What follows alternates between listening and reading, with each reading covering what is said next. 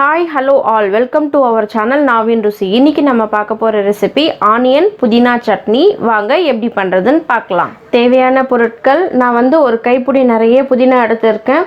ஒரு மூடி தேங்காய் எடுத்துர்க்கேன். கொஞ்சம் எண்ணெய், ஒரு 7 லிருந்து 8 சின்ன வெங்காயம், ஒரு 5 லிருந்து 6 பூண்டு பல், ஒரு சின்ன பீஸ் இஞ்சியை நான் இதை மாதிரி கட் பண்ணி எடுத்து வச்சுருக்கேன். அதுக்கப்புறம் காரத்துக்கு ஏற்ற மாதிரி காஞ்ச மிளகா, கடலைப்பருப்பு ஒரு 2 டேபிள் ஸ்பூன் அளவு எடுத்துருக்கேன்.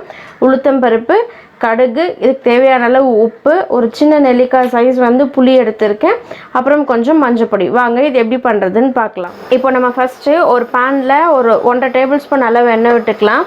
எண்ணெய் விட்டு இது எண்ணெய் லைட்டாக சூடேறினதுக்கப்புறம் எடுத்து வச்சுருக்க கடலைப்பருப்பு சேர்த்துக்கலாம். கடலைப்பருப்பு வந்து பாதி ஃப்ரை ஆனதுக்கப்புறம் நம்ம காஞ்ச மிளகாவை சேர்த்துக்கலாம். இது இப்போது லைட் ப்ரௌன் கலரில் மாறட்டும். இப்போது கடலைப்பருப்பு நல்லா கலர் மாற ஆரம்பிச்சிருச்சு. இந்த டைமில் வந்து எடுத்துருக்க காஞ்ச மிளகாவை சேர்த்துக்கலாம். காஞ்ச மிளகாய் வந்து உங்களோட காரத்துக்கு ஏற்ற மாதிரி தான், நீங்கள் எவ்வளோ வேணுமோ போட்டுக்கோங்க. இப்போ இது லைட்டாக ஃப்ரை ஆகட்டும். இப்போது மிளகாவும் நல்லா வறுபட்டுருச்சு. இந்த டைமில் வந்து வெங்காயம், பூண்டு, இஞ்சி இது மூணுத்தையும் சேர்த்துக்கிறோம். நம்ம சேர்த்து நல்லா அந்த பூண்டு வாசனை வர வரலையும் வதக்கிக்கோங்க. இப்போ இது வதங்கும் போது பார்த்திங்கன்னா அந்த இஞ்சி வதங்குற ஸ்மெல் நல்லா வந்துருச்சு. இந்த டைமில் வந்து நம்ம எடுத்து வச்சுருக்க புளியும் இது கூட சேர்த்துக்கலாம். அடுப்பை நல்லா சிம் பண்ணிவிட்டு எடுத்து வச்சுருக்க மஞ்சள் பொடியும் இது கூட சேர்த்துக்கோங்க. அப்புறம் எடுத்து வச்சுருக்க இந்த புதினாவையும் சேர்த்துக்கிறோம். சேர்த்து நல்லா சுருளை வதக்கிடுங்க. புதினா வந்து நல்லாவே வதங்கும், அந்த அளவுக்கு கொஞ்சம் வதக்கிடுங்க. இப்போது எல்லாத்தையும் வதக்கிறதுல சேர்த்துட்டு ஃப்ளேமை வந்து மீடியமில் வச்சு வதக்கிக்கோங்க. ரொம்ப ஹை ஃப்ளேமில் வைக்க வேண்டாம்.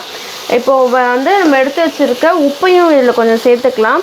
உப்பு சேர்க்கறதுனால என்ன ஆகும், சீக்கிரம் வதங்கிடும் எல்லாமே. இப்போ புதினா இந்த அளவு வதங்கினா போகிறோம். உங்களுக்கு பார்த்தாலே தெரியும் எப்படி வதங்கியிருக்கு அப்படின்ட்டு. இப்போது இந்த டைமில் வந்து ஃப்ளேமை ஆஃப் பண்ணிவிட்டு இந்த சூட்லேயே வந்து எடுத்து வச்சுருக்க தேங்காயை போட்டு லைட்டாக பெரட்டிப்போம். ரொம்பலாம் சூட்டில் போட்டு வதக்க வேண்டாம். ஃப்ளேமை ஆஃப் பண்ணிவிட்டு லைட்டாக ஒரு மிக்ஸ் பண்ணி விடுங்க போகிறோம். இப்போது இதை நம்ம ஆற வச்சுட்டு அரைச்சி எடுத்துடலாம். நான் உங்களுக்கு அரைச்சிட்டு காமிக்கிறேன். இப்போது சட்னிக்கு நம்ம தாளிச்சிடலாம். ஒரு பேனில் ஒரு டேபிள் ஸ்பூன் அளவு நல்லா எண்ணெய் விட்டுக்கோங்க. அந்த எண்ணெய் நல்லா சூடேறினதுக்கப்புறம் நம்ம எடுத்து வச்சுருக்க கடுகு சேர்த்துக்கலாம்.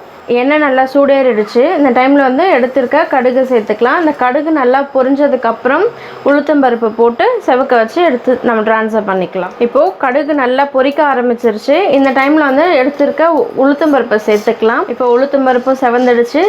சட்னிக்கு தாளிப்பும் ரெடி ஆகிடுச்சு.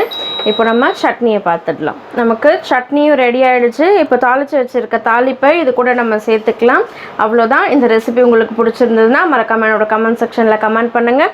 தேங்க்யூ ஃபார் வாட்சிங். இந்த டிஷ் செஞ்சு பார்த்துட்டு உங்களுக்கு பிடிச்சிருந்துச்சுன்னா மறக்காமல் லைக் பண்ணுங்கள், ஷேர் பண்ணுங்கள், என்னோட சேனலை சப்ஸ்கிரைப் பண்ணுங்கள்.